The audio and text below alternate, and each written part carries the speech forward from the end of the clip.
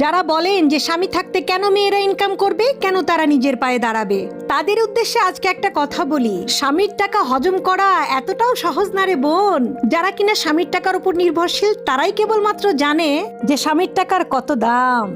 প্রতি পদে পদে স্বামী বুঝিয়ে দেয় যে এটা তার টাকা, এটা তোমার টাকা না। সে কষ্ট করে টাকা ইনকাম করেছে, তুমি এ টাকা ইনকাম করনি। তুমি হচ্ছে এই টাকা বসে বসে শুধু খাও। সংসারে দুটা কাজ করো, তার বিনিময়ে তার টাকা তুমি খাচ্ছ। ঠিক আছে? স্বামীর টাকা হজম করতেও একটা মেয়েকে তার আত্মসম্মান বোধ খুইয়ে তারপরে সেই টাকা হজম করতে হয়। তারপরেও কিন্তু হজম হয় না। কিন্তু আমরা মেয়ে মানুষ কি করব? হজম না হলেও হজম করে নেই। এইটাই হচ্ছে স্বামীর টাকা। অতএব স্বামীর টাকা নিয়ে এত গর্ব করার কিছু নাই। স্বামীর টাকা যে নিজের টাকা না, এটা বুঝিয়ে দেওয়ার জন্য অন্য কাউকে প্রয়োজন হয় না, বা মুখ দিয়ে বলার